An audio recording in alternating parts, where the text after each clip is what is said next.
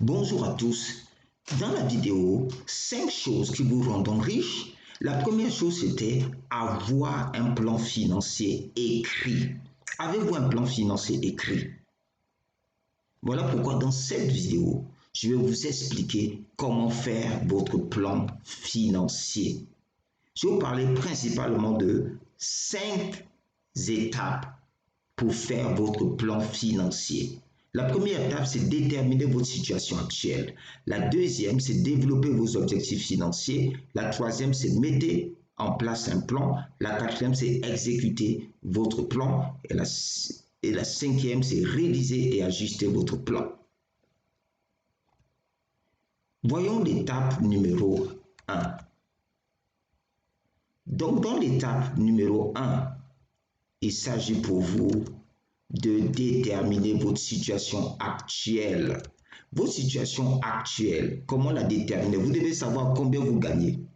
Quels sont vos revenus mensuels?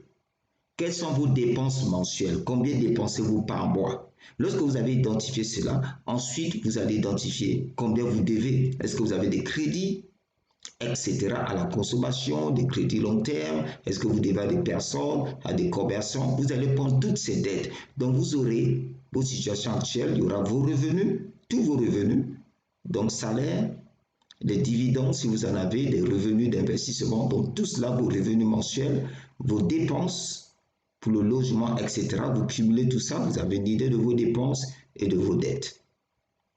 Et l'étape 2, vous allez développer vos objectifs financiers.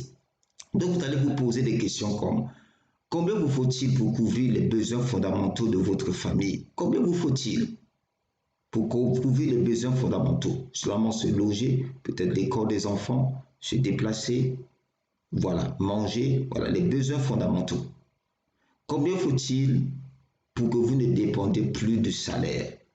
Si vous êtes une seule personne qui travaille dans la famille, ou si vous êtes deux, combien vous faut-il pour ne plus dépendre du salaire? Et une question très importante, c'est quel rêve poursuivez-vous en fait? Quel but vous est donné dans la vie? Qu'est-ce qui vous rendait tellement heureux? Quels sont les rêves que vous aimez réaliser dans votre vie? Vous les notez. Et combien vous faut-il en investissement pour générer ce dont vous avez besoin chaque mois? Lorsque vous déterminez ce dont vous avez besoin chaque mois, alors, si vous investissez, combien vous faut-il investir pour pouvoir récolter cela? Passons à l'étape 3. L'étape 3, c'est mettre en place un plan avec étapes. Maintenant, vous allez mettre les grandes lignes de votre plan. Donc, ici, vous prenez des décisions. Combien vous devez épargner concrètement pour atteindre vos objectifs financiers? Si vous êtes dit, voilà, il nous faut épargner 100 000 euros, ben, quand vous travaillez, combien vous devez épargner par mois pour pouvoir arriver à ces 100 000 euros et au bout de combien de temps? Vous allez alors réduire vos dépenses, augmenter vos revenus, voilà, de manière globale. Donc, combien de temps voulez-vous atteindre chaque étape de cette croissance-là? Donc, peut-être pour arriver à 100 000 euros, vous allez peut-être vous dire, voilà, on va atteindre 10 000, ensuite 30 000, voilà, vous allez mettre des étages, ainsi. Donc, vous prenez ces décisions-là. C'est un plan global. D'accord? Maintenant, l'étape 4, vous allez exécuter votre plan financier. Votre plan global, si vous avez dit, voilà, réduire les dépenses, maintenant vous allez lister les dépenses que vous faites par mois et vous allez maintenant aller un à un concrètement les réduire. Si vous devez renégocier vos abonnements téléphoniques ou d'assurance, etc., vous allez maintenant dire, il faut appeler, voilà, l'assureur, vous appelez. Si votre voiture, vous avez par exemple 2 voitures, ou si votre voiture vous devient très chère parce qu'une voiture coûte l'année, le carburant, les réparations, etc., une voiture coûte. Donc, imaginez-vous, peut-être que vous pouvez vous déplacer avec des transports en commun pendant une année. Alors, vous allez faire des plans pour vendre la voiture. Voilà, faire l'annonce, mettre la voiture, etc., en vente, etc. Vous allez aussi être diligent pour saisir les opportunités. Donc, vous allez être à l'écoute. Vous allez sur Internet, vous allez voir les opportunités d'affaires que vous pouvez faire, qui sont à votre niveau. Vous essayez maintenant. Vous allez contacter des financiers, discuter avec des banquiers, prendre des rendez-vous comme ça, discuter de vos projets, discuter de vos plans avec les courtiers, voir comment ils peuvent vous aider. Par exemple, des notaires, comment ça se passe avec eux, combien ça coûterait si vous mettez un logement en location, par exemple, etc. Voilà, aller dans les chambres de commerce pour voir comment créer une entreprise, etc. Donc, vous faites des actions concrètes.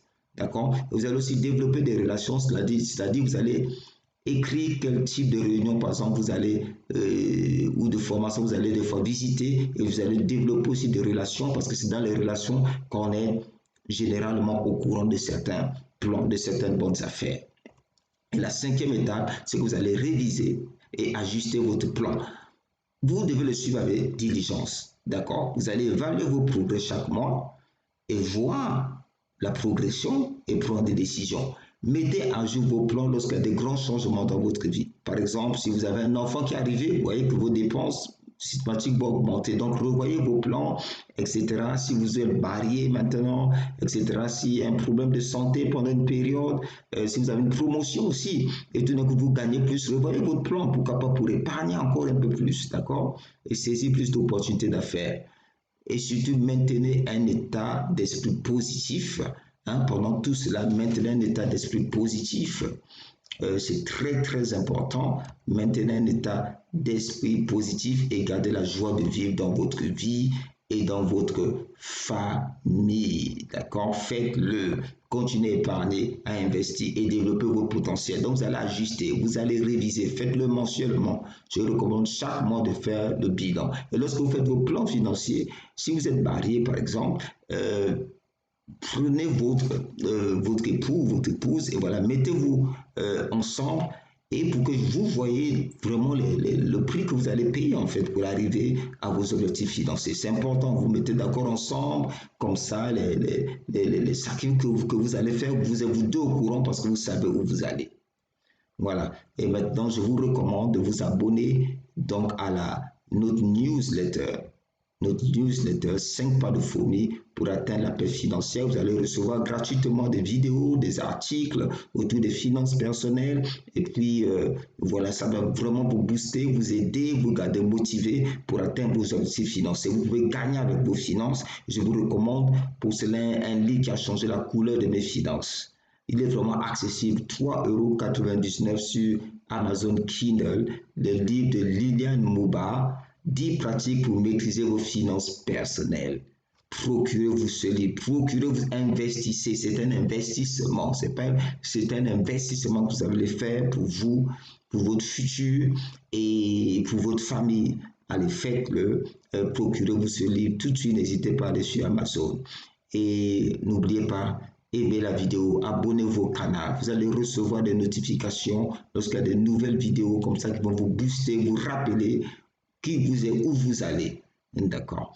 Et ce sera, c'est important de rester motivé et nous croyons que vous allez arriver. Vous allez gagner dans le domaine des finances. Vous pouvez changer l'histoire, la destinée de votre famille. Allez, je vous souhaite une bonne journée et je vous donne rendez-vous dans le prochain épisode de 5 pas de fourmi pour atteindre la paix financière.